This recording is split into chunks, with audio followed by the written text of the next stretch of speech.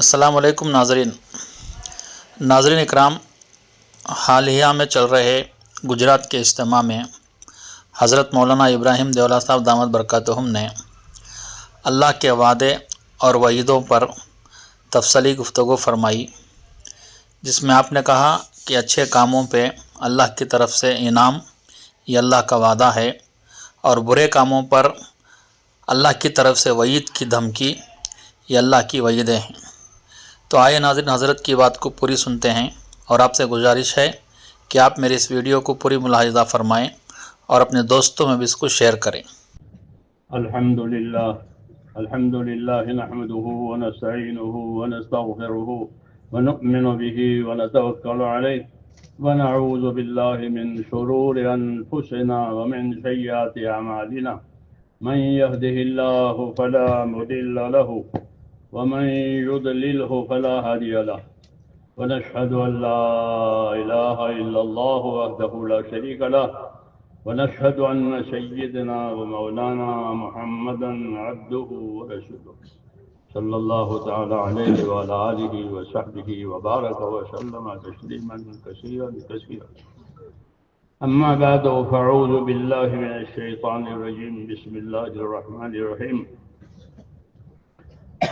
إن الذين قالوا ربنا الله ثم استقاموا تتنزل عليهم الملائكة ولا تخافوا ولا تحزنوا وابشروا بالجنة التي كنتم توعدون نحن أولياؤكم في الحياة الدنيا وفي الآخرة ولكم فيها ما تشتهي أنفسكم ولكم فيها ما تدعون نزلا من غفور رحيم ومن أحسن قولا ممن دعا إلى الله وعمل صالحا وقال إنني من المسلمين صدق اللہ العظیم۔ بزرگوں اور پیارے بھائیوں، دین کی بات سنی جاتی ہے دین کے کاموں کے لیے، یہ قاعدے کی چیز ہے، کوئی نئی بات نہیں ہے۔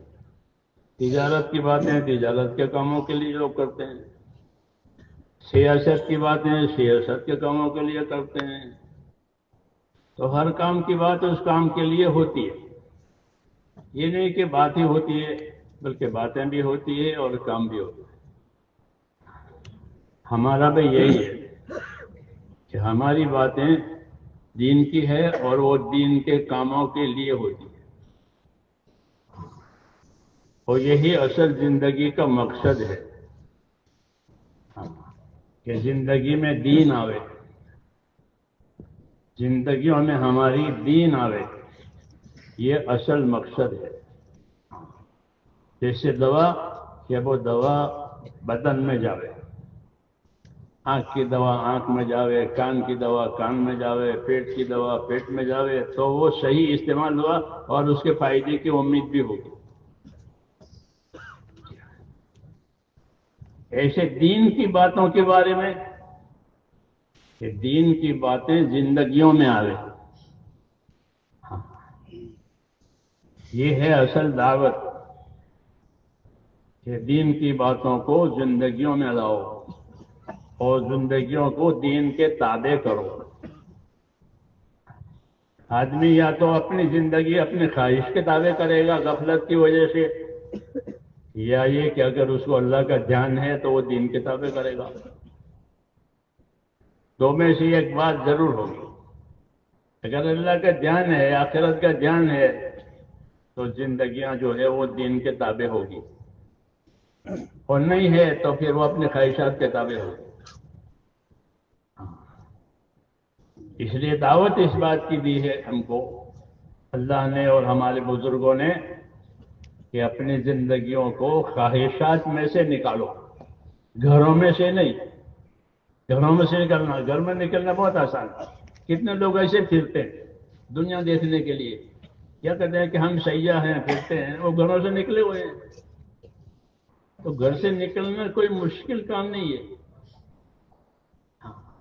لیکن کیوں نکلے ہیں یہ دیکھا جائے گا۔ تو گھر سے نکلنا اصل نہیں ہے، بلکہ دین پر چلنے کے لیے اپنی خواہشوں میں سے نکل جانا. جیسے روزہ دار اپنی خواہش میں سے ایک وقت نکل جاتا ہے، کھاتا نہیں پیتا نہیں کچھ. یہ مثال ہے خواہشوں میں سے نکلنے کی. اس کو صبر کہتے ہیں کہ وہ صبر کرتا ہے. کہ کون سا صبر؟ کہ خواہشات پر صبر کرتا ہے، خواہش پوری نہیں کرتا اور صبر کرتا ہے. روزے والا صبر کہ وہ خواہشات سے بچتا ہے اور صبر کرتا ہے. کب تک؟ کہ سورج چھپنے تک. صبر، ہاں یہی اصل ہے کہ آدمی اپنے خواہشات کے مقابلے میں صبر کرے، خواہش پوری نہ کرے بلکہ حکم پورا کرے. جیسے روزہ دار خواہش نہیں پورا کرتا بلکہ حکم پورا کرتا ہے. حکم کیا ہے؟ حکم کیا ہے روزدار کو؟ روزدار کو حکم یہ ہے کہ ثم اتموا الصیام الی اللیل. پھر روزے دار روزہ اپنا پورا کرے رات آنے تک. رات کب آتی ہے؟ جب سورج چھپ جاتا ہے. تو رات آ گئی. یہ میں نے مثال دی ہے کہ روزہ دار اپنا روزہ پورا کرے رات آنے تک. رات آ گئی، اب روزے کا زمانہ ختم ہو گیا، اب افطار ہی افطار ہے. کیا یہ روزہ مثال ہے خواہش کے مقابلے میں حکموں پر چلنا، خروج نکلنا اللہ کے راستے میں. تو یہ حیات الصحابہ جنہوں نے پڑھی ہوگی انہوں نے دیکھا ہوگا کہ حضرت جی رحمت اللہ علیہ نے پورا ایک باب لکھا ہے خواہشوں میں سے نکلنا. کون پڑھے؟ مٹھی کر لی سب نے. ہاں مٹھی بندی ہے. جی ہاں، یہ پتہ ہی نہیں کہ ہمارے بزرگ ہمارے لیے کیا لکھ کر گئے ہیں. یہی ہماری کمی ہے کہ ہمارے لیے کیا مال مسالہ ہے، ہمارے لیے کیا کیا تیاریاں ہو، وہ نہیں خبر ہے. ایک رخ پڑا ہوا ہے.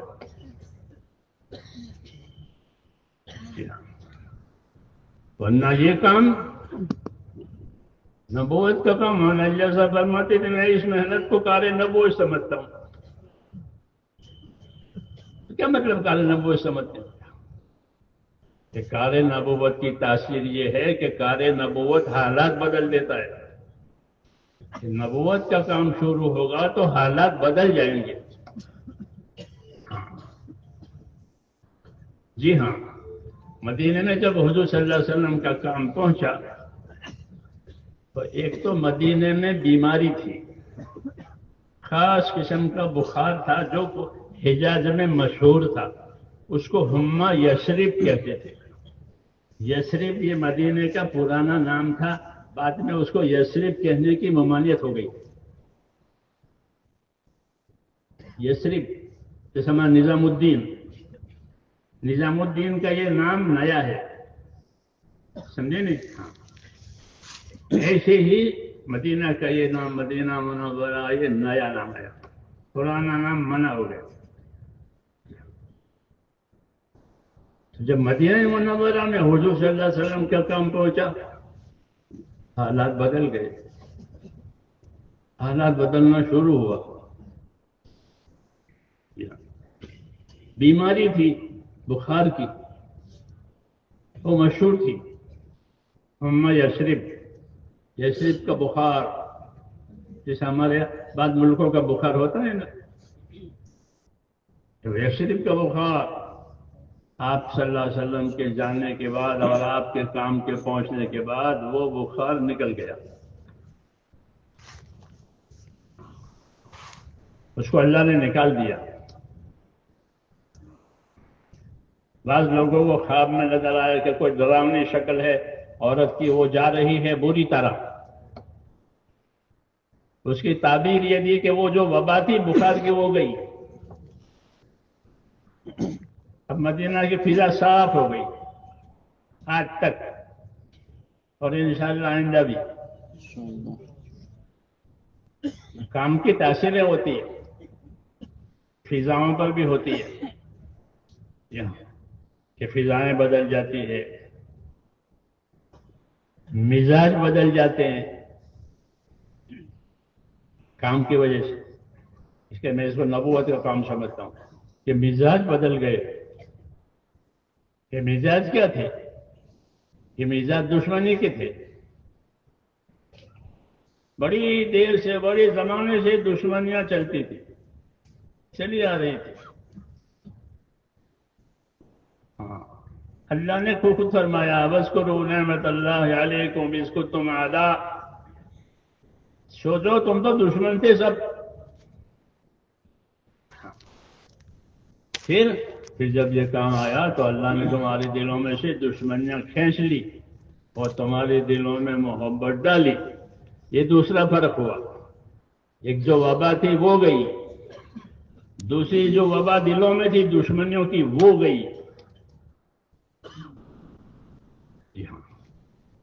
کام کے اثرات ہوتے ہیں. کام کے اثرات ہوتے ہیں. وہ دشمنیاں ختم ہو گئی. اور مدینہ منورہ جو ہے ہجرت اور سنت کا مرکز بن گیا. یہ ہجرت کا مرکز ہے. یہاں لوگ ہجرت کر کر کے گئے ہیں، یہ اپنا دین سیکھیں گے اور یہاں سنت اور شریعت کی تعلیم دی جائے گی. یہاں سنت شریعت کی تبلیغ ہوگی، کیونکہ تبلیغ جو ہوتی ہے وہ سنت شریعت کی ہوتی ہے. ہاں، تبلیغ کس چیز کی ہوتی ہے؟ سنت شریعت کی. ہاں، یعنی نبی کے طریقے اور نبی نے جو طریقے لوگوں کو زندگی گزارنے کے لیے بتائے ہیں، تبلیغ اس کی ہوتی ہے. اسی کو سیکھا جاتا ہے تاکہ زندگی میں وہ طریقے آنے جو نبی کو ملے ہیں اور وہ طریقے نکل جائیں جو باپ دادوں والے ہیں یا جہالت والے ہیں. جہالت والے طریقے نکل جائیں، باپ دادوں والے طریقے نکل جائیں اور وہ طریقے آئیں جو اللہ کے نبی کے ذریعے سے ملیں گے. تبلیغ تو ہوتی ہے کتاب اور سنت کی. کس کی؟ اللہ کی کتاب کی تبلیغ. تبلیغ کے معنی پہنچانے کے ہیں. کیا پہنچاؤ؟ کہ جو وحی آئی ہے وہ پہنچاؤ. نبی کو یہ حکم ہے. تو نبی پر وحی آتی تھی، کبھی تو کتابی کی شکل میں آتی تھی، کبھی دوسری ضروری باتوں کی شکل میں بھی آتی تھی قرآن شریف کے علاوہ. تو نبی ان دونوں باتوں کو لوگوں کو پہنچاتے تھے کہ آج یہ ہوا، یہ ہوا، یہ ہوا، اور اس کا انتظار رہتا تھا. جیسے باغ میں سے صبح تازہ پھول آ رہے ہیں تو کتنا اچھا لگے، تازے پھول آ رہے ہیں. ایسے ہی صحابہ انتظار کرتے تھے وہی آ رہی ہے، وہی آ رہی ہے، اللہ کی طرف سے کوئی بات آ رہی ہے. حضور صلی اللہ علیہ وسلم خود بھی بار بار آسمان دیکھتے تھے، بار بار آسمان کی طرف دیکھتے. قد نرى تقلب وجهك في السماء. اللہ کہتے ہیں ہم دیکھ رہے ہیں کہ تمہارا چہرہ بار بار آسمان کی طرف اٹھتا ہے، وہی کے انتظار میں کہ کوئی اللہ کی طرف سے کوئی بات آئے گی، اللہ کی طرف سے کوئی بات آئے گی. شوق ہوتا تھا اور ہونا بھی چاہیے. کیوں؟ کہ اس سے ہمارا اور خدا کا تعلق پیدا ہوتا ہے. دین سے بندوں کا اور اللہ کا تعلق پیدا ہوتا ہے. اللہ کی کسی سے رشتہ داری نہیں ہے. اللہ کسی کے کنبے کٹم کا آدمی نہیں ہے. جی ہاں، اللہ تو اللہ ہے. لیس کمثلہ شیء، اس کے جیسا تو کوئی بھی نہیں ہے. تو اس کا تعلق بندوں سے ہو جاتا ہے. اسی کو دعوت کہتے ہیں. یہ دعوت کس لیے؟ کہ اللہ کے بندوں کا تعلق اللہ تعالیٰ سے ہو جاوے. یہ کون سا تعلق؟ جب رشتہ داری نہیں ہے، خاندان نہیں ہے، کہ اللہ سے اللہ کے بندوں کا تعلق عبادت اور بندگی کا تعلق. کون سا تعلق؟ کہ اپنے اللہ سے عبادت اور بندگی کا تعلق پیدا کرو. یہ دعوت ہے. کہ اپنے خدا سے اپنا تعلق عبادت اور بندگی والا اپنے اندر پیدا کرو. کیوں کہ اللہ نے ہم کو یہ خبر دی ہے کہ میں نے جناتوں کو انسانوں کو میری عبادت کے لیے ہی پیدا کیا ہے. یہ کہا ہے کہ میں نے جناتوں کا نام اس لیے لیا ہے کہ ہم سے پہلے زمین پر جن آباد تھے، اب بھی ہیں اور پھر بنی آدم آئے، آدم کے اولاد. تو ان دونوں مخلوق کو اللہ نے فرمایا کہ ان دونوں مخلوق کو میں نے عبادت کے لیے پیدا کیا ہے. باقی مخلوق کو مختلف خدمتوں کے لیے پیدا کیا ہے. یہ کہا کہ باقی مخلوق کو مختلف خدمتوں کے لیے پیدا کیا ہے. زمین کی مخلوق، آسمان کی مخلوق، ان کے ذمہ خدمتیں ہیں. جی کس کی؟ ہماری خدمت. تمہاری خدمت کے لیے زمین آسمان کی مخلوق کو پیدا کیا ہے. وَسَخَّرَ لَكُم مَا فِي الْأَرْضِ جَمِيعًا. ایک آیت میں یوں ہے وَسَخَّرَ لَكُم مَا فِي الْأَرْضِ جَمِيعًا، کہ ہم نے زمین کی تمام چیزوں کو تمہارے کام میں لگایا ہے. یہ کام ہم کو خبر نہیں ہے کہ ہمارے کام میں ہے خبر نہیں ہے، اور ہو بھی نہیں سکتی کیونکہ غیب کی چیز ہے، وہ تو اللہ رسول بتائیں گے. جی ہاں، کیونکہ ہم نے زمین کی تمام چیزوں کو تمہارے کام کے لیے پیدا کیا ہے، تمہاری خدمت کے لیے پیدا کیا ہے. اور ایک آیت میں ہے کہ آسمان کی چیزوں کو بھی تمہارے لیے پیدا کیا. آسمان کے چاند ستارے جو بھی ہو، ہاں آسمان میں رہنے والے فرشتے، جی ہاں 7 آسمان ہے، ہر آسمانوں میں فرشتے ہیں، ان کی ڈیوٹیاں ہیں. تو وہ سب تمہارے لیے ہوگا. تو کتنا بڑا احسان ہوا، کم احسان ہے. ہاں لیکن ہم کو اس احسان کی خبر اس لیے نہیں ہے کہ ہم دین سیکھتے نہیں ہیں. دین سیکھے تو دین بتاوے کہ تمہارے ساتھ اللہ نے کیا کیا احسان کیے ہیں. کیونکہ جو دین نہیں سیکھتا وہ نابینا ہے. جس سے نابینا ہوتا ہے پھر ٹٹولتا ہے وہ تو بیچارہ، یا سنتا ہے کیوں کہ اندھا ہے. اس لیے دین نہ ہوا تو آدمی ایسا ہی ٹٹولے گا ادھر ادھر کی چیزیں اور یہ فضولیات، یا ادھر ادھر کی سنے گا ادھر ادھر کی. اس لیے میرے دوستو اصلی ذمہ داری ہماری یہ ہے کہ ہماری زندگیوں میں دین آوے. ایک تو ہے جاننا دین کا، وہ تو بہت سے غیر ہے وہ ہمارا دین جانتے ہیں، پڑھتے ہیں، لکھتے بھی ہیں. کیوں؟ یہ تو آسان ہے، پڑھنے لکھنے کے اسباب پیدا ہو گئے تو آدمی پڑھ لے گا. یہ کوئی بڑی بات نہیں ہے، کوئی کمال نہیں ہے. جی ہاں، پھر کمال کیا ہے؟ کہ کمال یہ ہے کہ ہماری زندگیاں ہمارے دین کے تابع ہو جائیں. سمجھ میں آئی بات؟ ہماری زندگیاں ہمارے دین کے تابع ہو جائے. دین کے تابع زندگی ہونے کا نام شریعت میں اطاعت ہے. کیا ہے؟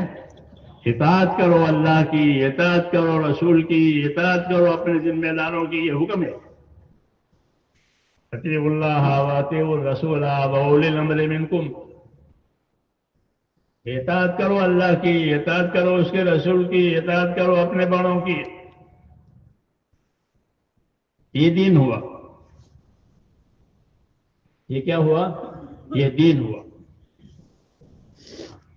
کہ دین کی اصلی غرض اور دین کا اصلی نشانہ جو ہے وہ یہ ہے کہ زندگیاں ہماری اطاعت پر آ جاوے. کہ مجھ سے اللہ کیا چاہتے ہیں اور مجھ سے اللہ کس بات سے ناراض ہو جائیں گے، یہ پہلو سامنے ہو. کہ کون سا وہ کام ہے کہ اللہ ناراض ہوگا، کون سا وہ کام ہے کہ اللہ راضی ہوگا. کیوں کہ اللہ کا راضی ہو جانا یہ سب سے بڑی بات ہے. وَرِضْوَانٌ مِّنَ اللَّهِ اکبر، کہ اللہ کا راضی ہو جانا یہ سب سے بڑی بات ہے. کہ اللہ سب سے بڑے ہیں، اللہ سب سے بڑے ہیں. لہ الکبریاء فی السماوات والارض، کہ اللہ ہی کی بڑائی آسمانوں میں ہے، اللہ ہی کی بڑائی زمین میں ہے، باقی کوئی کچھ نہیں ہے، باقی سب فنا ہونے والے ہیں. اللہ کے وہ ذات ہے جو واجب الوجود ہے، تو اس کی بڑائی آسمانوں میں ہے، اس کی بڑائی زمینوں میں ہے. اس لیے یہ پیغام آتے ہیں نبیوں کے ذریعے سے کہ لوگ اللہ کی اطاعت کریں. وہ اصلی اصل ہے. اطیعوا اللہ واطیعوا الرسول لعلکم ترحمون. اطاعت کرو اللہ کی، اطاعت کرو اس کے رسول کی، تاکہ تم پر رحم ہو جائے. تو رحمت لانے کا ذریعہ بھی یہی ہے کہ اللہ کی رحمتیں متوجہ ہو. اس کا راستہ کیا ہے؟ کہ اللہ کی اطاعت کی جائے. یہ جانے کہ اللہ کسی کا حکم دیتے ہیں، کسی سے منع کرتے ہیں، اور کس کام کے کرنے کا کتنا کرنے کا کہتے ہیں، کتنا زیادہ کرنے سے منع کرتے ہیں. یہ تو ایک ذمہ داری سب سے بڑی جو ہے میرے بھائیوں ہماری زندگی کی، کہ وہ ہماری زندگی اطاعت پر آئے. اللہ کی اطاعت اس وجہ سے بھی ضروری ہے کہ ہم اس کی نعمتیں کھاتے پیتے ہیں. ہاں، کوئی دوسرا اللہ نہیں ہے جو ہمیں کچھ دے، کوئی دوسرا اللہ نہیں ہے کہ وہ ہمیں کچھ دے. ہمارے پاس جو کچھ ہے وہ، اور آئندہ جو کچھ ہوگا وہ اللہ کی طرف سے آئے گا. وَمَا بِكُم مِّن نِّعْمَةٍ فَمِنَ اللَّهِ. تمہارے پاس جو نعمت ہے یا جو نعمت آئندہ ہوگی وہ کہاں سے آئے گی؟ کہاں سے آئے گی؟ کہ اللہ کی طرف سے. اللہ دے گا تو ملے گی، نہیں دے گا تو نہیں ملے گی. اس لیے کہا وَمَا بِكُم مِّن نِّعْمَةٍ فَمِنَ اللَّهِ. جو موجود نعمت ہے وہ بھی اللہ کی دی ہوئی ہے، اور جو آئندہ ملے گی وہ بھی وہی دے گا، اور کوئی دینے والا نہیں. اس لیے ہماری ذمہ داری ہے کہ جو نعمت آوے اس کی قدر کریں. بعض نعمتیں ایسی ہوتی ہیں جو مددگار بنتی ہے، اور بعض نعمت ایسی ہوتی ہے جو اصل مقصد ہوتی ہے. بات میری سمجھ رہے ہیں نا؟ ہاں، کیونکہ ہم اپنے بیانوں میں اپنے بھائیوں کو دین سمجھانا چاہتے ہیں. ہاں، یہ ہماری دعوت کی خاص خصوصیت ہے. ہاں، کہ ہم اپنے بھائیوں کو اپنی دعوت میں، اپنے بیان میں، اپنے مذاکروں میں دین سمجھائیں کہ دین ہے کیا، اور اس کی طرف سے ذمہ داری آئے گی وہ ہے کیا. سمجھ میں آئی نا بات؟ وہی اصل ہے. تو اس دعوت کے ذریعے سے دین سمجھنا ہے. دین میں دو چیزیں ہیں، ایک اللہ کے حکم ہوتے ہیں، دوسرا نبی کے طریقے ہوتے ہیں. کیا ہوتے ہیں؟ ایک اللہ کے حکم ہوتے ہیں اور دوسرا نبی کے طریقے ہوتے ہیں. ان دونوں کا نام دین ہے. اس لیے دین آئے گا اللہ کی طرف سے رسول کے ذریعہ، اور کوئی راستہ نہیں ہے، اور کوئی راستہ نہیں ہے. اللہ دے گا، رسول پہنچائے گا، وہ دین ہے. اس کی ہم پر ذمہ داری ہے. اس کی ہم پر ذمہ داری اس لیے ہے کہ جو بھی اس دین کو قبول نہیں کرے گا تو وہ ہر طرح نامراد ہوگا. حاکم کی حکومت بغیر دین کے نامراد ہے. تاجر کی تجارت بغیر دین کے نامراد ہے. زمیندار کی زمینداری بغیر دین کے نامراد ہے. مزدور کی مزدوری بغیر دین کے نامراد ہے. سمجھ میں آئی بات؟ مراد کا مطلب یہ نہیں سمجھنا کہ اسے کچھ نہیں ملے گا. نہیں، کچھ اللہ دے دیں گے. دین نہیں ہوگا تو دے دیں گے. مزدور کو بھی دیں گے، تاجر کو بھی دیں گے، زمیندار کو بھی دیں گے، حاکم کو دیں گے. اصل چیز نہیں دیں گے. اصل چیز نہیں دیں گے کیونکہ دین نہیں ہے. یہ بات ہم سب کو سمجھنے کی ہے. یہ نہیں تبلیغ والے ہی سمجھنا تو ہم تو ہیں گھر کے بیٹے. ایسا نہیں ہے. یہ سمجھنا کہ ہم تو ہیں. ہاں، حضرت حضور فاطمہ سے فرمایا عمل کر فاطمہ. ہاں، یہ نہیں کہ میں اب تو بیٹی ہوں نبی کی اتنا. تو بات ختم ہو گئی. بات ختم ہو گئی. تو بات یہ رہی کہ ہر آدمی اپنی زندگی کی ذمہ داری کو سمجھے. ایک زندگی کی ضرورتیں ہوتی ہیں، وہ تو سب سمجھتے ہیں، کہنے کی ضرورت نہیں ہے. سارے بازار، سارے کارخانے، سارے فیکٹریاں وہ ضرورتوں پر ہی چل رہی ہے. کوئی کہنے جاتا ہے کہ بھائی تم دکان میں جا، نہیں تو تیرے بچے کیا کھائیں گے. ایسا ہوتا ہے؟ نہیں ہوتا. وہ خود ہی جاتا ہے. ضرورت ہے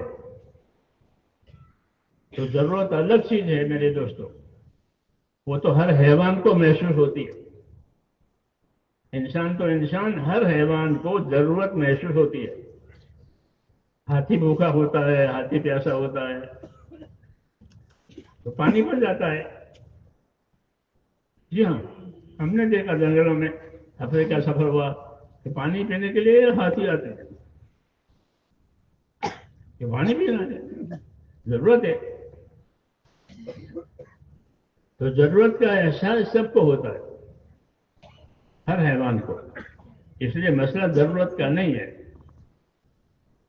مسئلہ کیا ہے؟ مسئلہ یہ ہے کہ زندگی کی ذمہ داری کیا ہے.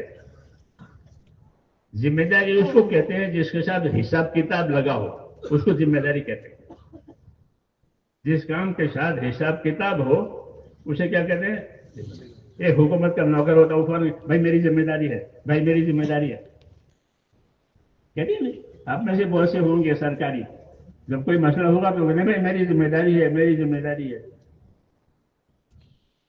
ہاں، یعنی مجھے جواب دینا پڑے گا. تو ایسے ہی میرے بھائیوں دین کہ دین جو ہے وہ اللہ کی طرف سے دی ہوئی ذمہ داری کا نام ہے. کہ اللہ نے ہم پر احسان کیا ہے اور احسان کر کے ہم کو دین دیا ہے حضور صلی اللہ علیہ وسلم کے ذریعے سے.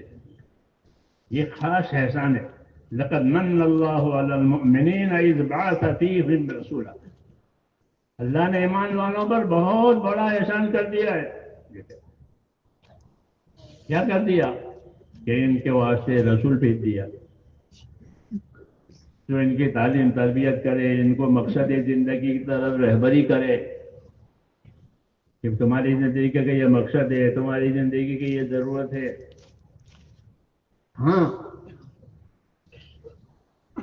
تو مقصد زندگی اور ضرورت زندگی کو الگ سمجھانے کے لیے نبی آتا ہے. سمجھ میں آئی نا بات؟ اس لیے ہم کو بھی اپنا دین سمجھنا ہے کہ ہم کو اپنے نبی نے کیا بتایا ہے.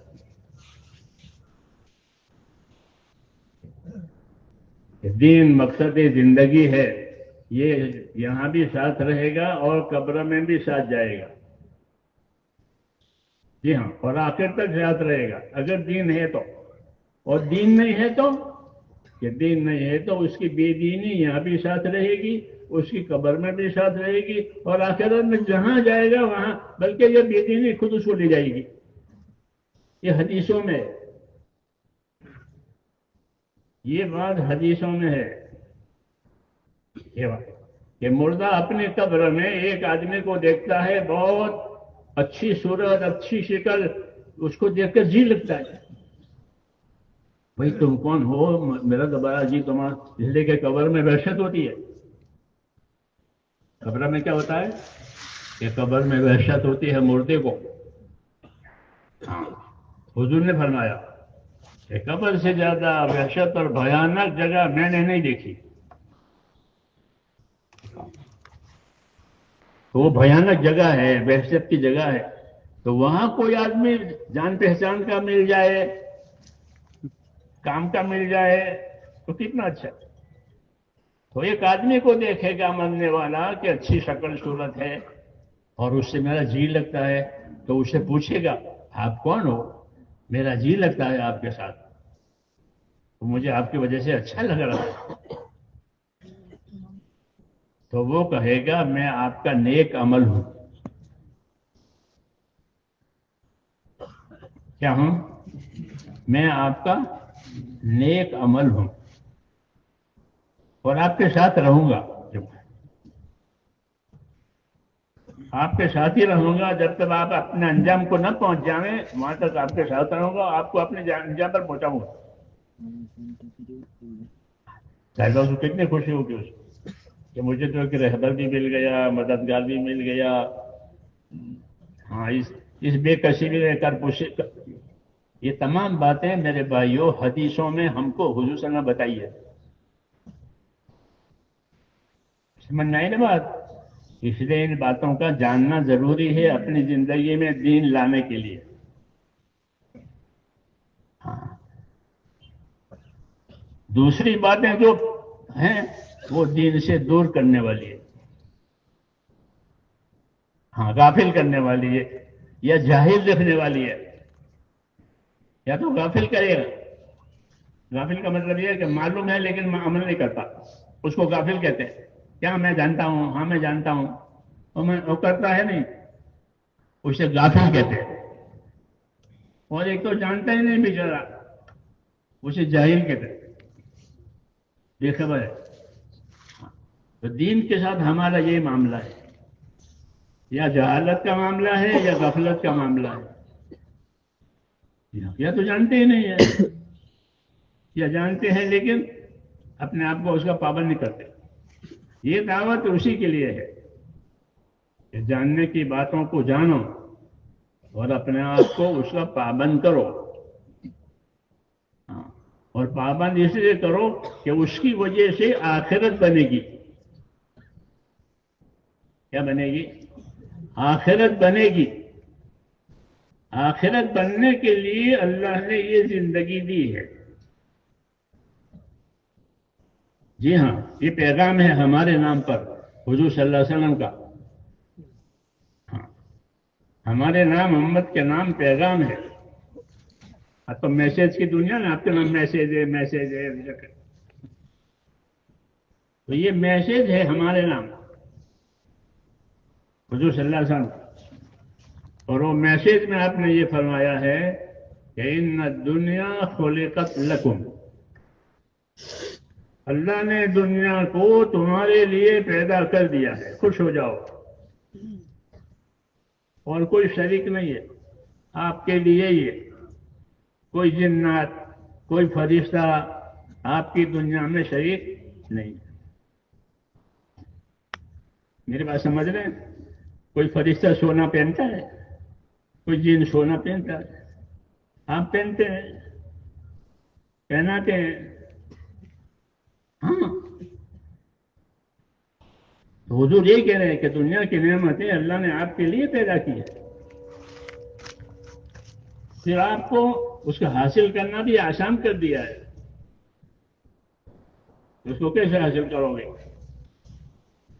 یہاں تو کہا دنیا اللہ نے تمہارے لیے پیدا کی ہے، یہ بڑا انعام ہے۔ وہ پیدا کر کے دنیا کے اسباب کو تمہارے لیے پیدا کیا ہے اور ان اسباب کو تمہارے قابو میں کر دیا ہے۔ آپ گھوڑے کو اپنے قابو میں کرتے ہیں نہیں کرتے؟ ہاتھی کو اپنے قابو میں کرتے ہیں۔ کتنا خطرناک جانور ہے ہاتھی، جی ہاں، لیکن لوگ جو قابو میں کرتے ہیں اسے کام لیتے ہیں۔ تو یہ ان کا کمال نہیں ہے، اللہ نے ایسا کیا ہے۔ انسانوں کے سوا جتنی مخلوق ہے، انسان اور جنات کے علاوہ، ان تمام مخلوق کو آپ کے کام میں لگائیں۔ جب آپ کام میں لیں گے تو وہ کام کریں گے۔ لوگ سانپوں سے کام کر رہے ہیں، سانپ پکڑتے ہیں، جی ہاں، اور کرتب دکھاتے ہیں سانپ پکڑ کے۔ یہ کیوں؟ کہ اصل ہی اللہ نے کیا ہے کہ انسان کے سامنے یہ ساری مخلوق زہر ہو جائے گی، کہ دنیا کو اللہ نے تمہارے لیے پیدا کیا ہے۔ یہ بشارت ہے کہ ہر نعمت تمہارے لیے پیدا ہوئی ہے، ہر چیز تمہارے لیے پیدا ہوئی ہے۔ ایک میرا دوست تھا، انتقال ہو گیا، تو بہت محبت کرے زبردست، اور مجھے کہ تجھ سے بڑی محبت ہے، زہر گیا تو زہر کھاؤں۔ مطلب زہر کو کھانے پینے کے لیے کہ تو زہر کو کیا سمجھتا ہے؟ مجھے کہا تو زہر کو کیا سمجھتا ہے؟ میں کہ زہر کو زہر سمجھتے ہیں، زہر کو کہ تجھے خبر نہیں ہے، تجھے خبر نہیں ہے۔ مجھے کہا اس سانپوں کے فارم ہوتے ہیں، تجھے خبر ہے؟ مجھے کہا جیسے مرغیوں کے فارم ہے۔ ہاں، سانپوں کو بھانگو کہ زہر کھینچنے کے لیے، سانپوں سے زہریلے سانپوں سے زہر کھینچنا ہے، اسے ان کے فارم بنائے، تجھے خبر نہیں ہے۔ زہر کھینچ کر کیا کرتے ہیں کہ زہریلی دوائیں بنتی ہے، بعض دوائیں زہریلی بنانی پڑتی ہے، ایسی بیماریاں ہوتی ہے کہ اس میں زہریلی دوا چلے گی، پوائزن، تو زہر کہاں سے آئے گا؟ بولو، کہ زہر تو سانپوں میں ہی ہے، تو سانپ تمہارے لیے پیدا ہوئے ہیں۔ جی ہاں، تو اللہ نے پہلے کے جب کہ سب چیزیں تمہارے لیے پیدا کی ہے، تو یہ سمجھا رہا۔ تو میں نے کہا یہ تو اللہ تعالیٰ کے انعام کی وسعت ہے کہ اللہ نے سب چیزوں کو ہمارے لیے پیدا کر دیا اور ہمارے قابو میں کر دیا۔ اس کو تسخیر کہتے ہیں کہ سب چیزوں کو تمہارے قابو میں کیا ہے۔ جی ہاں، جسے چاہو کام لے لو، تو سب چیزوں کو تمہارے قابو میں کر کے تم کو کس کام کے لیے پیدا کیا؟ ہاں، کہ تم کھاؤ پیو کماؤ پھر مارو، ایسا ایسا کہ اللہ حکیم ہے، حکمت والا ہے، حکمت والا ایسا نہیں کر سکتا کہ کھاؤ پیو مرو۔ ہاں، اللہ حکمت والا ہے، قدرت والا ہے، کہ سب چیزوں کو تابع کیا تمہارے، اور خدا نے تم کو دعوت دی ہے اپنی تابعداری کی کہ میری تابعداری کرو۔ وَأَنِيبُوا إِلَىٰ رَبِّكُمْ وَأَسْلِمُوا لَهُ،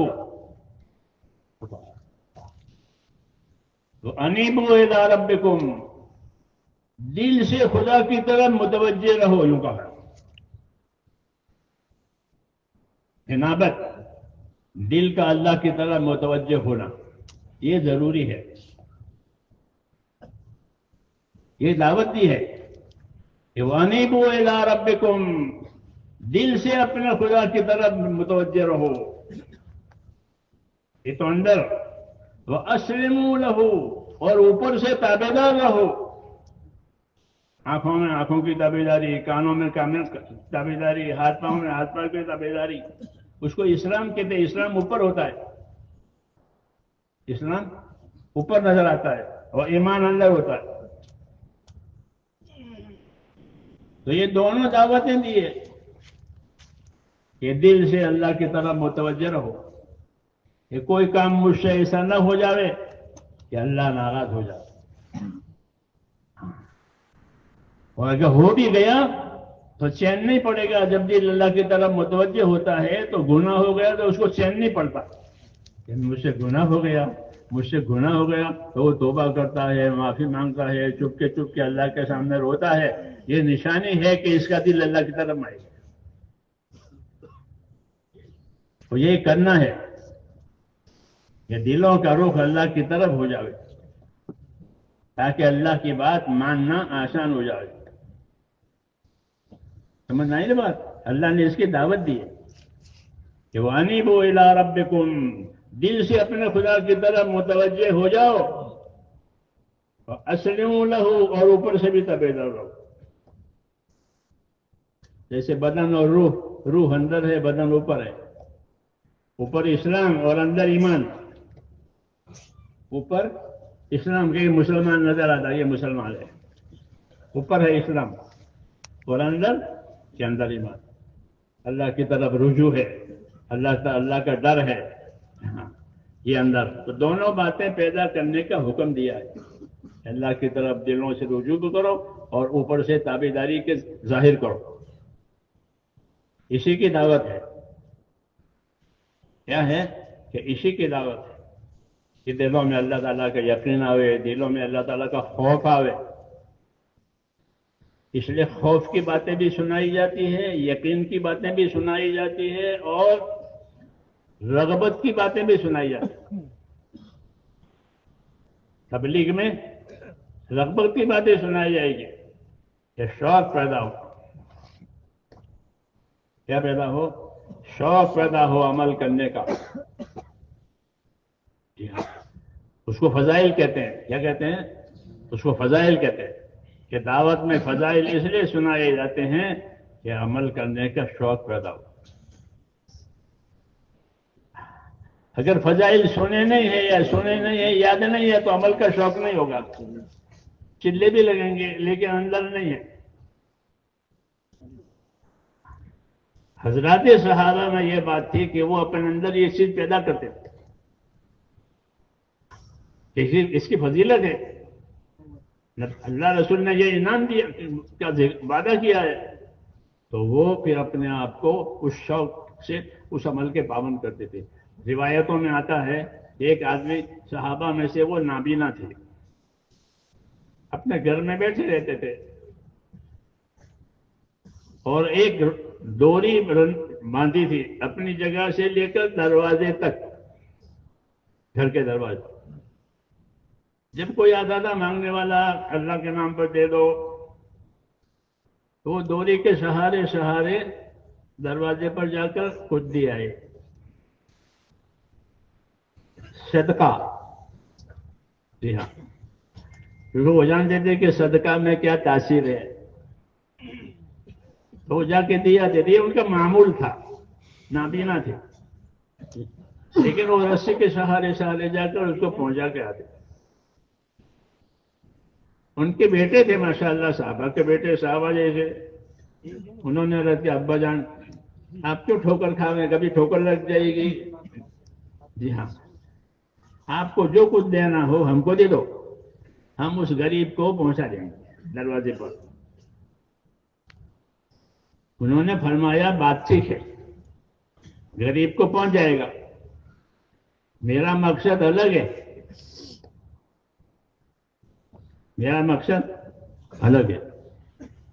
تو وہ کیا کہ ہم نے اپنے نبی سے یہ بات سنی ہے کہ حاجت مند کو، ضرورت والے کو اپنے ہاتھ سے مدد دینا، یہ آدمی کو بری موت سے بچاتا ہے۔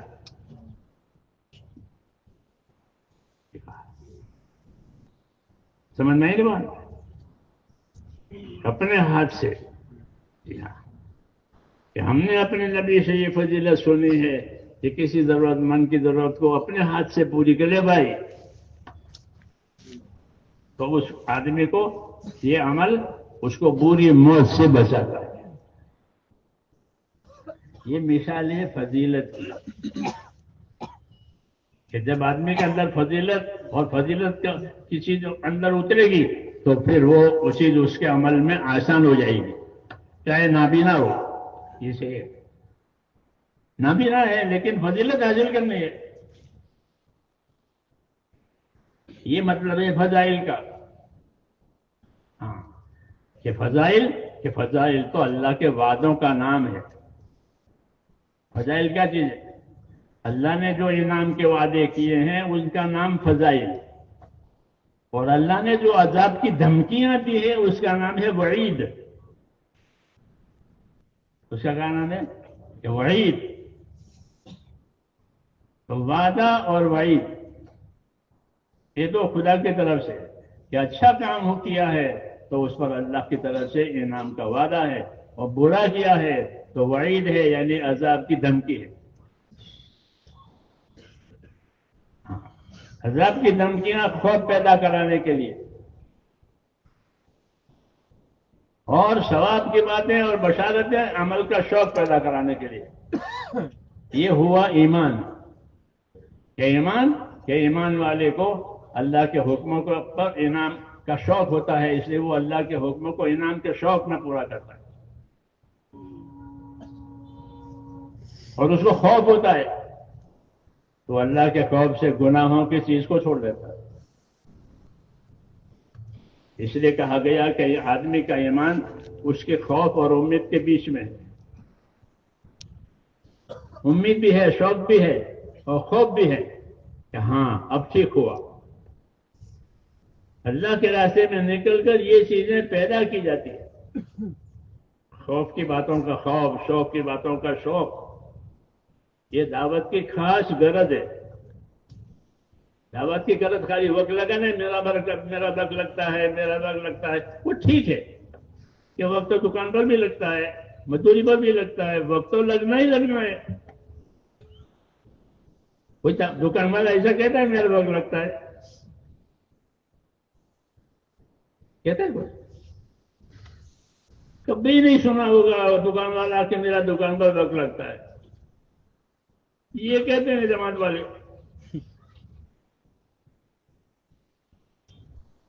کہ میرا وقت لگتا ہے.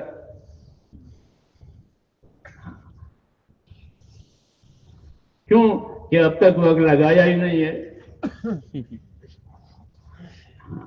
حالانکہ وقت سے مراد زندگی ہے، کہ زندگی حکموں پر لگانی ہے. اب تک حکم اور زندگی کا کوئی تعلق نہیں تھا، اب 4 مہینے لگے، اس لیے میں نے 4 مہینے لگائے.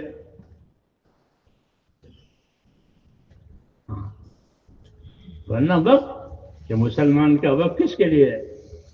قل ان صلاتی و نسکی و محیای و مماتی للہ رب العالمین. کہ نبی کہو، نبی سے کہلوا رہے ہیں اور ہم کو سبق یاد دلا رہے ہیں. نبی سے کہلوا رہے ہیں اور ہم کو سبق یاد دلا رہے ہیں. قل ان صلاتی و نسکی و محیای و مماتی للہ رب العالمین. اے نبی بتاؤ میرے بندوں کو کہ میری نماز، میری قربانی، میری نماز، میری قربانی. نماز جانی عبادت ہے، اس میں مال پیسہ خرچ نہیں ہوتا، اور قربانی جو ہے وہ مالی ہے، اس میں پیسے خرچ ہوتے. سمجھنا ہی بات. تو میری جانی عبادت، میری مالی عبادت، بلکہ میرا جینا اور مرنا میرے اللہ کے لیے ہے. یہ اصل سبق ہے. یعنی کہ میرا وقت لگتا ہے، میرا وقت لگتا ہے، مانا کہ اب تک نہیں لگایا تھا. ہاں اس لیے امتیاز کر رہے ہیں، ورنہ تو اصل سبق ہمارا یہی ہے. قل ان صلاتی و نسکی و محیای و مماتی لمن للہ رب العالمین. کہ میری جانی عبادتیں ہوں، میری مالی عبادتیں ہوں. مسلمان دونوں عبادت، دونوں قسم کی عبادت کرے گا.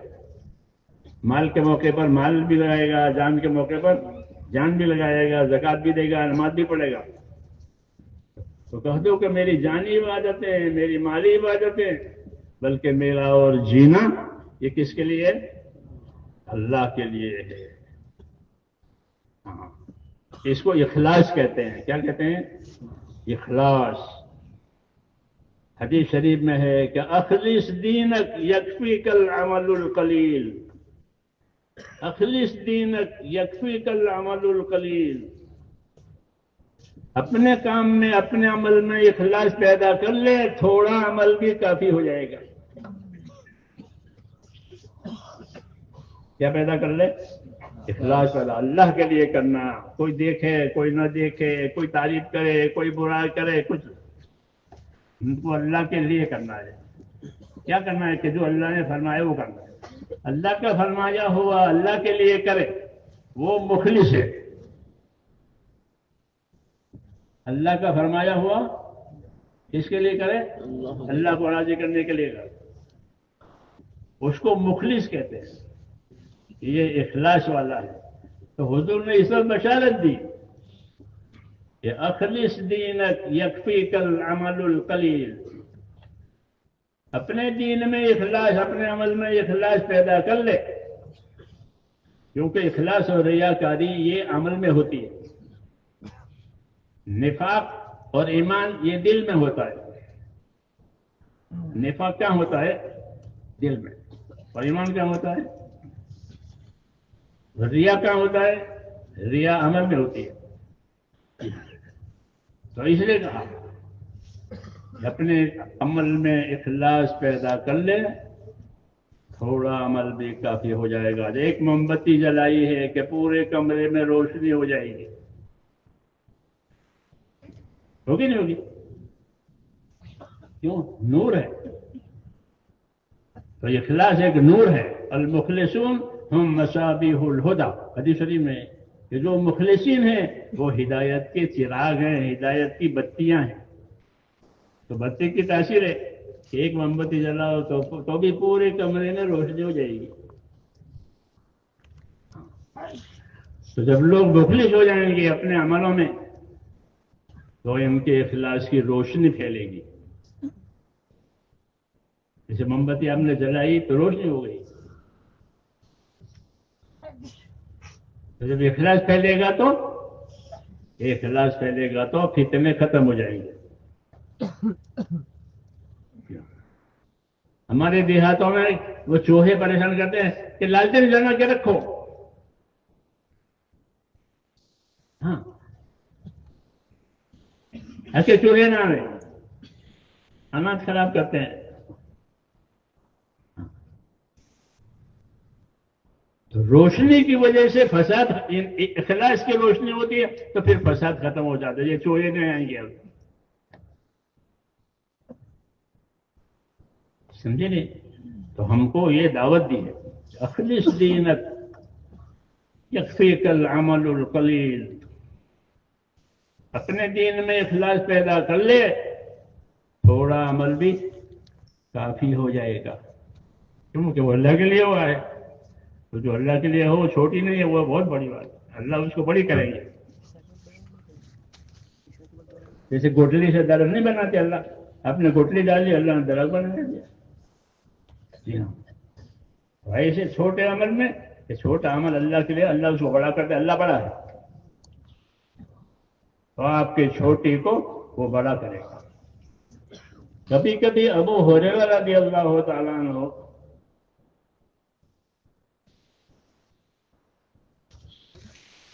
رضی اللہ عنہ اپنے آدمیوں کو تعلیم دینے کے لیے ان پر سوال ڈالتے تھے. اے بھائیوں بتاؤ. تو وہ کیا بتائیں گے؟ وہ تو خود بتانا چاہتے ہیں اس لیے پوچھے. ایک دن پوچھا اپنا مجمع سے، اے بھائیوں ایسا آدمی بتاؤ کہ جس نے ایک نماز بھی نہیں پڑھی وہ جنت میں چلا گیا.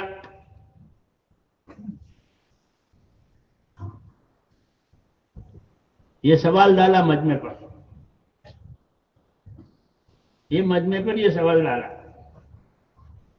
وہ یہ سوال ایک بات سکھانے کے لیے، یہ تعلیم کا طریقہ ہے.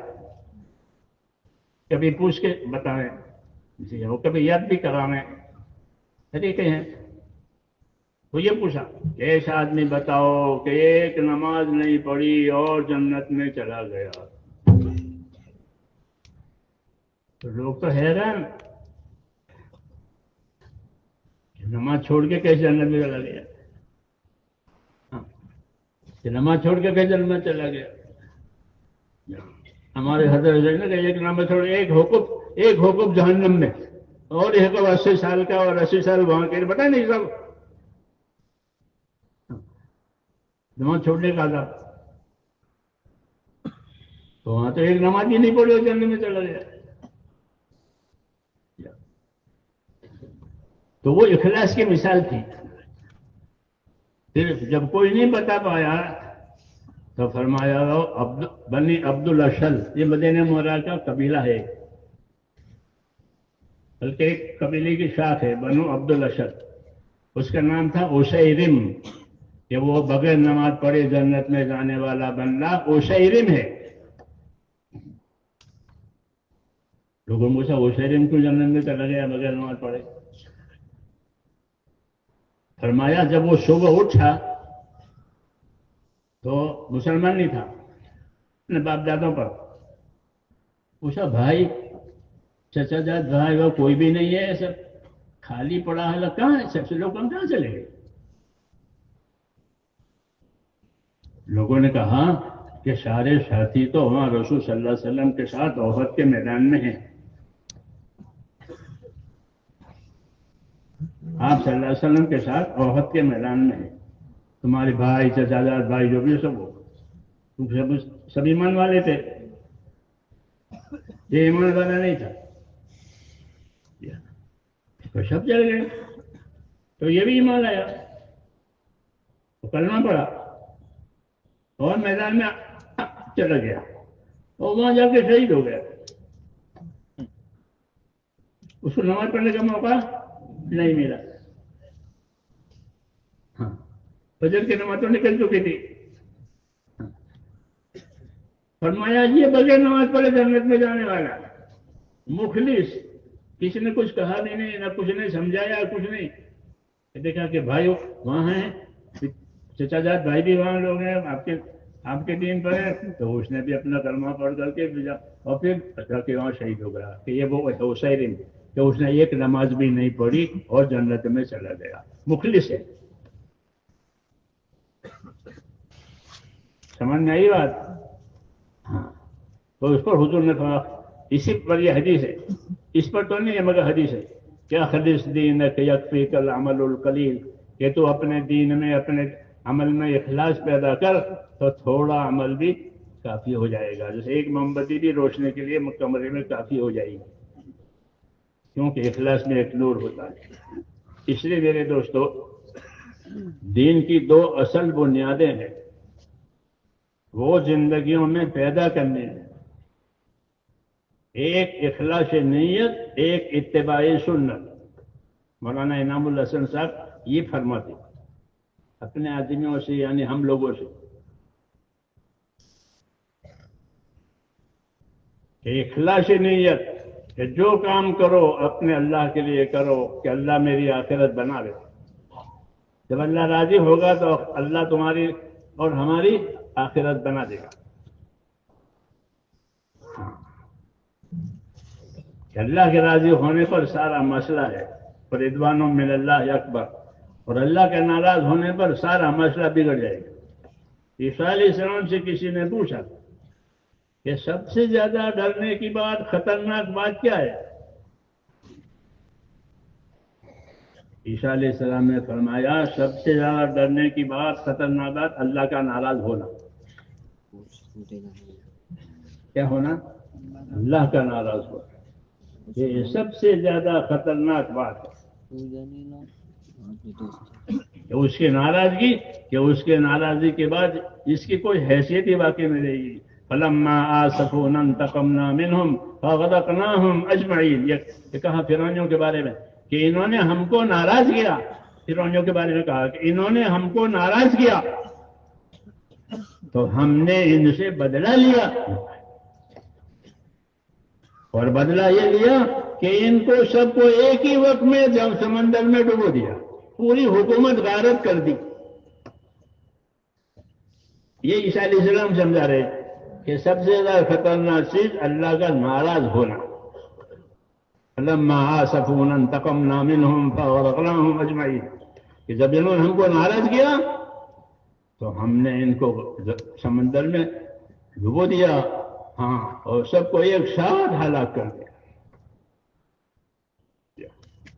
اسے اللہ کا راضی ہو جانا بڑی چیز ہے، ناراض ہونا خطرناک چیز ہے، اور اللہ کو راضی کرنے کے لیے ایک ہی راستہ ہے، وہ دین ہے۔ تو کیا ہے؟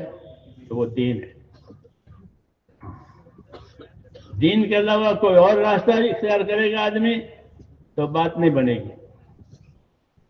من یبتغی غیر الاسلام دینا فلن یقبل منہ، جو اس دین کے علاوہ کوئی اور دین اختیار کرے گا وہ قابل قبول نہیں ہوگا، اور وہ نقصان میں ہمیشہ کے لیے اتر جائے گا۔ اس لیے میرے دوستو، اپنے اندر دین لانا ہے کہ اللہ کا یقین، اللہ کا خوف، ایک تو یہ آوے، یقین پیدا ہوگا تو اطاعت کرنا آسان ہو جائے گا کہ مجھ کو اللہ یہ دینے والے ہیں، یہ دینے والے ہیں۔ یقین اطاعت پر لے جاتا ہے، اور خوف معصیت اور گناہ سے بچاتا ہے۔ خوف بچاتا ہے کس سے؟ کہ معصیتوں سے اور گناہوں سے۔ تبلیغ اسی کی ہے کہ امت کے دلوں میں اللہ کا یقین آوے کہ اللہ عذاب دینے والا بھی ہے، ثواب دینے والا بھی ہے، جنت دینے والا بھی ہے، دوزخ دینے والا ہے، حساب کتاب بھی وہی کرنے والا ہے۔ ہاں، اس کا یقین آوے کہ میرا حساب اللہ کرے گا۔ جی ہاں، ان الینا ایابہم ثم علینا حسابہم ثم ان علینا، کہ ان سب کا لوٹ کر آنا بھی اللہ میری طرف، کہ اللہ کہ ان سب کا لوٹ کر میری طرف آنا ہے، اور ان سب کا حساب بھی میرے ذمہ ہے۔ تو حساب کون لے گا؟ کہ اللہ لے گا۔ اس کو پہلے سے معلوم ہے کیا ہوا ہے۔ حساب تو ایک قاعدے کی بات ہے، ضابطے کی بات ہے، تو حساب اللہ کے ذمہ ہے۔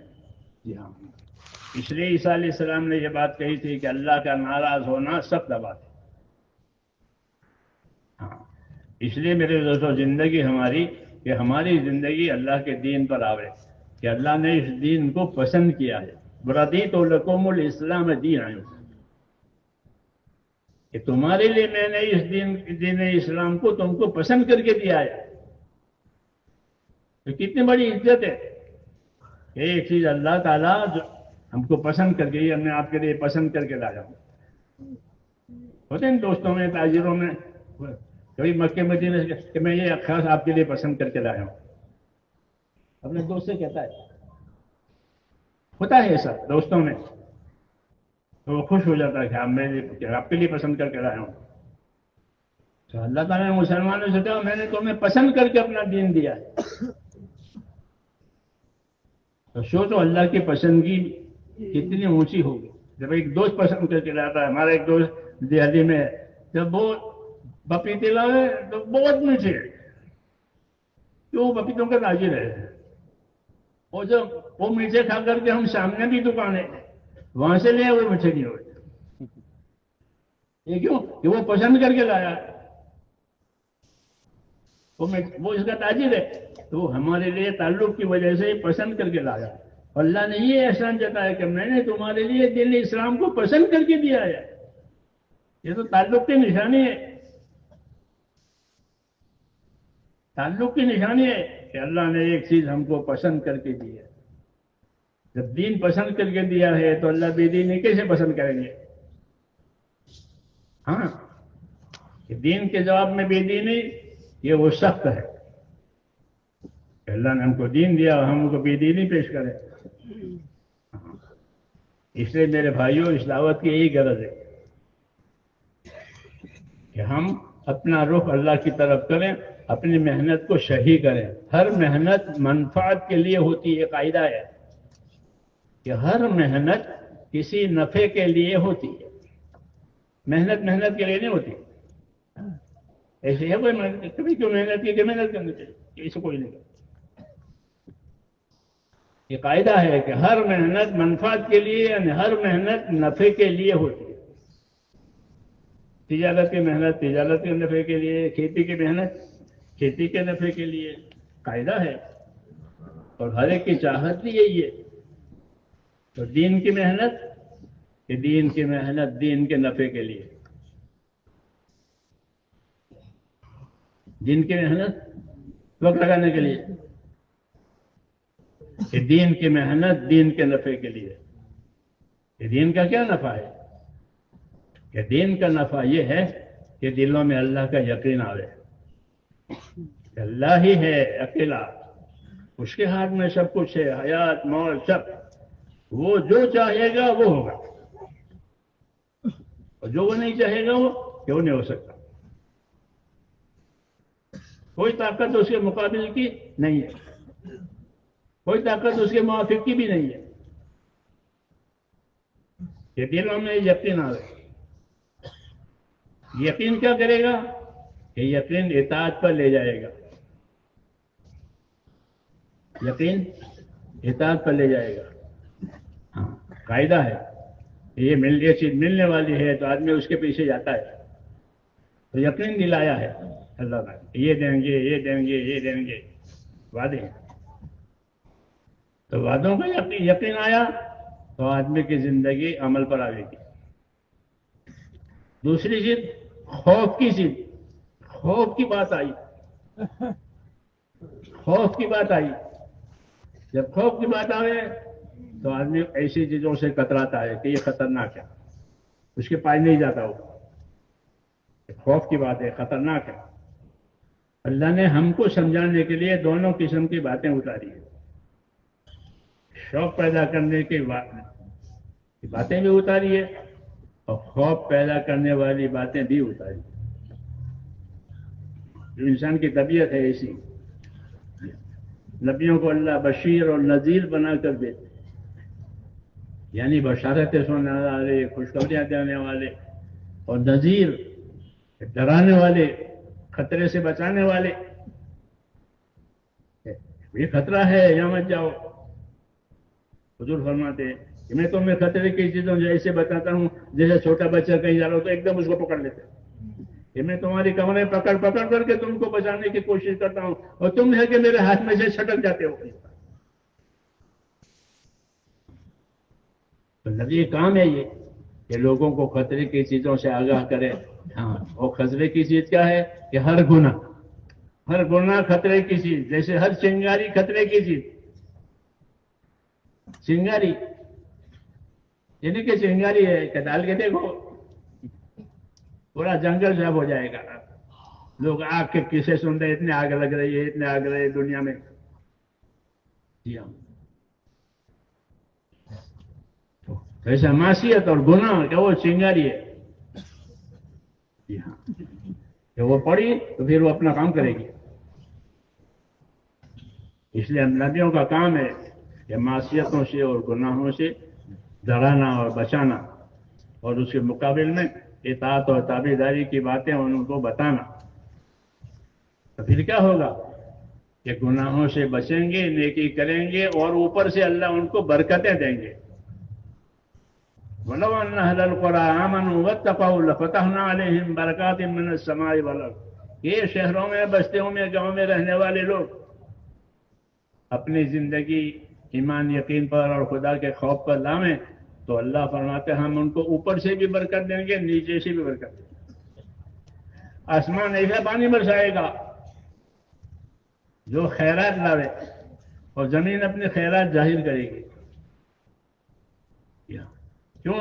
یہ ایمان یقین والے ہیں، یہ خوف والے ہیں۔ یہ چیزیں پیدا کرنے کی ہے میرے دوستوں۔ نبیوں کی دعوت میں، نبیوں کی محنت میں یہ چیزیں پیدا ہوتی ہیں۔ اندر خوف پیدا ہوتا ہے، اندر شوق پیدا ہوتا ہے۔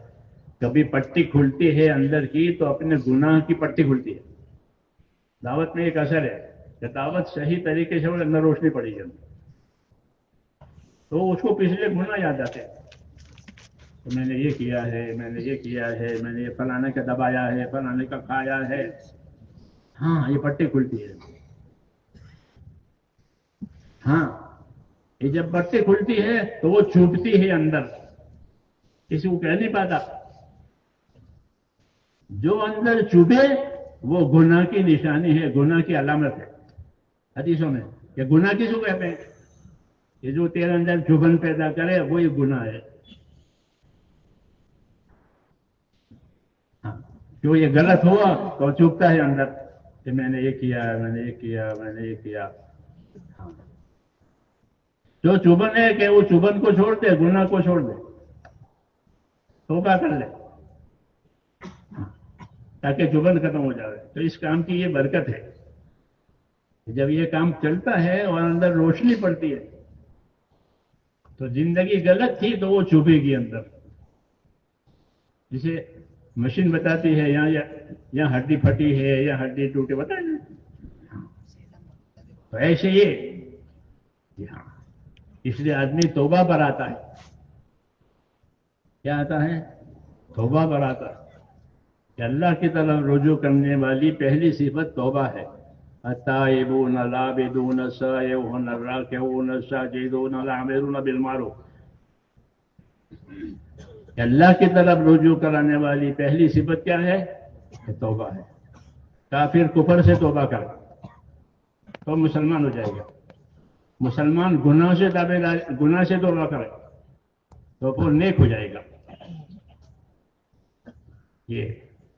یہ ترتیب ہے، یہ ترتیب ہے دیندار بننے کی. یہی ہمارا کام ہے کہ ہمارا کام کہ اپنے آپ کو دیندار بنانا ہے. کیا بنانا ہے؟ کہ دیندار بنانا ہے. اگر گناہ میں ہے تو کہ توبہ کرے. اللہ نے توبہ کا دروازہ کھلا رکھا ہے.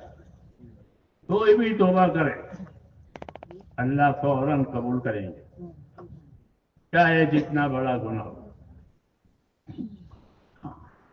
80 سال کا کافر بھی کفر سے توبہ کرے وہ قبول، کیونکہ اللہ کو توبہ پسند ہے. توبہ کا معنی اللہ کی طرف لوٹنا. سمجھ نہیں بات؟ تو اس لیے کہا توبوا الی اللہ جمیعا ایھا المؤمنون. اے ایمان والو تم سارے کے سارے اللہ کی طرف توبہ کرو کیونکہ تم سب گنہگار ہو.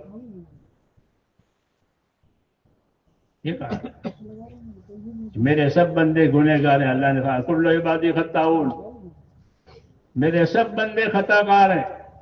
اللہ کو معلوم ہے. اور اچھے خطا کار وہ ہیں جو توبہ کریں. تو وہ اللہ کو پسند ہے. راستہ بتایا ہے. کیا بتایا ہے؟ نا امید نہیں ہونا ہے، راستہ بتایا.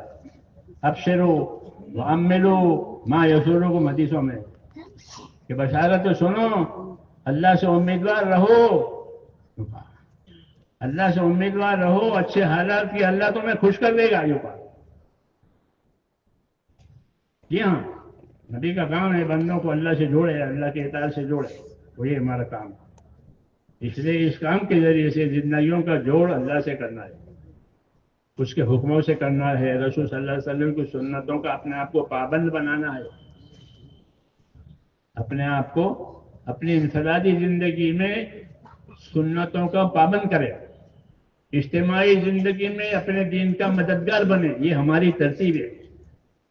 اگر سے یہ بات آتی نہیں ہے، وہ ہے یہی کہ ہر مسلمان اپنی انفرادی زندگی میں سنتوں کی پابندی کرے، کیونکہ انفرادی زندگی حالات الگ الگ ہوتے ہیں. ہاں، تو اپنی انفرادی زندگی میں کیا کرے؟ سنتوں کی پابندی کرے، سنتیں سیکھے. اور اجتماعی زندگی میں اپنے دین کا مددگار بنے. یا ایھا الذین آمنوا کونوا انصار اللہ. سب کو کہا اے ایمان والو تم سارے کے سارے اپنے دین کے مددگار رہو.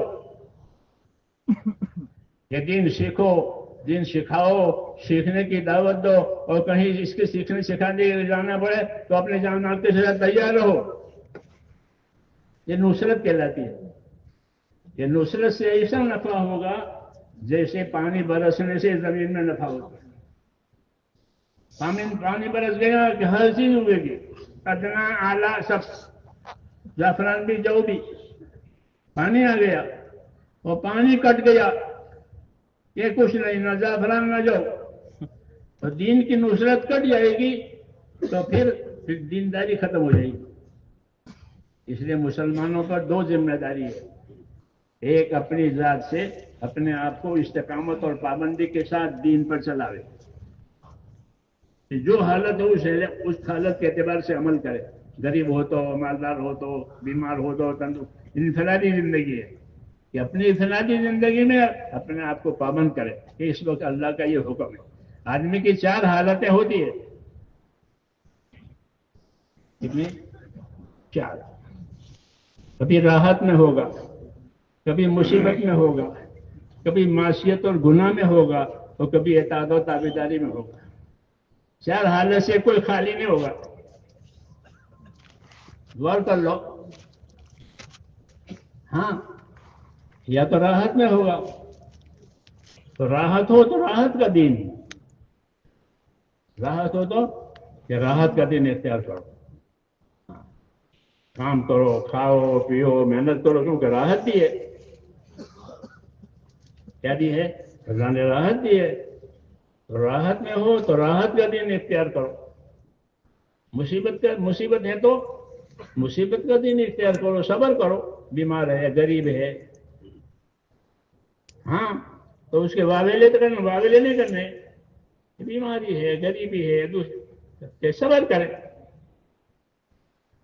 ہاں، راحت میں ہے تو شکر کرے، مصیبت میں ہے تو صبر کرے. اور اللہ کی اطاعت و تابعداری میں ہے ماشاءاللہ تو اس پر قائم رہے کہ اللہ نے مجھے اطاعت اور تابعداری پر رکھا ہے. میرے اللہ دینداری ہے تو اپنی دینداری کو سنبھالے، اپنی دینداری پر استقامت اور پابندی اختیار کرے. ہاں، دین میں نقصان نہ آنے دے. دین میں لوگ مال کے نقصان سے گھبراتے ہیں اور ہم کو دین کے نقصان سے ڈرایا ہے. اللہم لا تجل مصیبتنا فی دیننا. مسنون دعائیں پڑھو تو اس میں یہ دعا ہے، اللہم لا تجل مصیبتنا فی دیننا. یا اللہ ہمارے دین میں کوئی مصیبت نہ آئے، ہمارا دین کا کاروبار چلتا رہے. جیسے دنیا کے کاروبار میں مصیبت نہیں چاہتے ہو کہ دین میں بھی نہیں. دعا مانگو اللہ سے کہ اللہم لا تجل مصیبتنا فی دیننا. جی ہاں، کیوں کہ دین بڑی چیز ہے. تو آدمی راحت میں ہو تو راحت کا دین، مصیبت میں ہو تو مصیبت اور صبر کا دین، اور اطاعت اور تابعداری پر ہی اللہ نے رکھا ہے تو اپنے اندر استقامت اور پابندی پیدا کر اس میں ترقی کرے. اپنے دین میں ترقی کے، جیسے مالداری میں ترقی کرتے ہیں لوگ کما کر کے، ایسے اپنی دینداریوں میں ترقی کرے. یہاں اور معصیت اور گناہ میں ہے تو یہ توبہ کر کے نکل جائے. یہ گناہ ہے. گناہ کے معنی زہر. جہاں کہ یہ زہر ہے، ہلاک کرنے والی چیز ہے. تو گناہ ہے تو یہ گناہوں میں سے اپنے آپ کو نکالے، توبہ کرے. اور توبہ پیدا کرنے کا بہترین راستہ یہ تبلیغ کا راستہ. اس راستے میں محنتیں ہوتی ہیں 24 گھنٹے، مسجدوں میں، فضائل میں، کہنے سننے میں، خدمت میں، عبادت میں. تو اس سے ایک چیز اندر پیدا ہوتی ہے، ہاں تو اس کے گناہ کھلتے ہیں. جیسے اکثرے کی مشین بتاتی ہے اسے، تو پھر اس کے گناہ اس کو چوبتے ہیں. اس لیے پھر وہ اپنے گناہوں میں سے نکل جاتا ہے، توبہ کرتا ہے. نمازیں چھوٹی ہیں تو نماز پڑھتا ہے، زکاتیں باقی تھی تو زکاتیں دے دی. لوگوں نے کیا ہے ایسا. زکاتیں باقی تھی جہالت کے زمانے میں، نمازیں چھوٹی تھی جہالت کے زمانے میں، تو لوگوں نے پڑھ لی، وہ زکاتیں دے دی. ہاں، کیوں؟ اب ہدایت آ گئی. اس کام کا یہ اثر ہے. جیسے مردے کو زندہ کر دیا. کیا کر دیا؟ ہاں، مردے کو زندہ کر دیا. کہ دین آتا ہے تو مردہ زندہ ہو جاتا ہے. یعنی پہلے غافل تھا، مردہ پڑا رہتا تھا، اب حرکت میں آ گیا، ایمان میں آ گیا، اطاعت میں آ گیا. اور یہ اصل مقصد ہے کہ زندگی اللہ کے اطاعت پر آوے، رسول کی تابعداری پر آوے، اور اپنے جان مال کو امانت سمجھے. کیا سمجھے؟ اب تو جان مال کو لوگ ملکت سمجھتے ہیں. ہماری ملکت ہے تو ملکت تو ہے کہ دوسرا اس میں ہاتھ نہیں لگا سکتا. یہ معنی ملکت کا ہوتا ہے، سمجھے نہیں؟ ہاں، لیکن ملکت کا یہ معنی نہیں ہے کہ وہ اس کا دعوے دار ہے کہ یہ میرا ہے، میرے لیے ہے. کہ نہیں یہ اللہ نے تم کو حقوق ادا کرنے کے لیے دیے. اللہ دنیا کے اسباب اپنے بندوں کو حقوق ادا کرنے کے لیے دیتے ہیں. یہ یاد رکھو، دنیا کے اسباب حقوق ادا کرنے کے لیے دیے ہیں، کیونکہ دارالحقوق ہے دنیا، یہاں حقوق ادا کیے جائیں گے، آخرت میں بدلہ مل جائے گا. ہاں، ہمارے دین میں یہ خوبی ہے کہ دین حقوق کی تعلیم دے گا، لیکن حقوق کی خبر ہی نہیں ہے. کسی سے پوچھو کہ تمہاری ذات کا تم پر کیا حق ہے تو نہیں بتا پائے گا. میں پوچھوں گا نہیں آپ سے، مگر کسی سے کوئی پوچھ لے کہ تیری ذات کا تیرے اوپر کیا حق ہے تو وہ نہیں بتا پائے گا. کیوں کہ حقوق سے بے خبر ہے. تو جو اپنی ذات کے بارے میں بے خبر ہے تو دوسرے کے بارے میں کیا خبر ہوگی؟ اس لیے دعوت اور تبلیغ کو بہت سمجھنے کی ضرورت ہے. اس میں بہت کچھ ہے، یہ خالی چلے چلوں کی بات نہیں ہے، اس میں بہت کچھ ہے. اسے مولانا صاحب کہتے ہیں کار نبوت سمجھتا ہوں. تو میں نے کہا حقوق، آدمی کو یہ معلوم ہے کہ مجھ پر کیا حق ہے، تو دوسرا کیا بتائے گا؟ یاد رکھو، ہر آدمی پر اس کی ذات کا حق یہ ہے کہ وہ اپنے آپ کو دوزخ سے بچاوے. یہ حق ہے یہ، کیونکہ یہ نہیں بچائے گا تو کوئی دوسرا نہیں بچا سکتا. ماں باپ رشتے دار کوئی لا تزر وازرۃ وزر اخرى، کوئی کسی کا بوجھ نہیں اٹھائے گا. تو ہر آدمی پر یہ حق ہے کہ وہ اپنی ذات کو کس سے بچاوے؟ دوزخ سے بچاوے. جیسے بھوک سے، بیماریوں سے بچاتے ہیں. ہاں، پانی خرید کر پیتے ہیں تاکہ مر نہ جاوے. ہاں، اصلی پانی نہیں پیتے کنویں کا. جی ہاں، یہ سب جی. حالانکہ تو یہ اپنی ذات کا حق ہے کہ اپنے آپ کو کس سے بچاؤ؟ یا ایھا الذین آمنوا قوا انفسکم واہلیکم نارا، اے ایمان والو اپنے آپ کو، اپنے گھر والوں کو دوزخ سے بچاؤ. تو دوزخ سے بچانا یہ پہلا حق ہے، اسی کی دعوت ہے. ایماندار بنو، دیندار بنو تاکہ دوزخ سے نجات ملے. ہاں، نہیں تو کیسے نجات ملے گا؟ اس لیے اپنے آپ کو دیندار بنانے کا یہ حق ہے، اپنی ذات کو دوزخ سے بچانے کے لیے. اگر یہ نہیں بچائے گا تو کوئی دوسرا کچھ نہیں کر سکتا.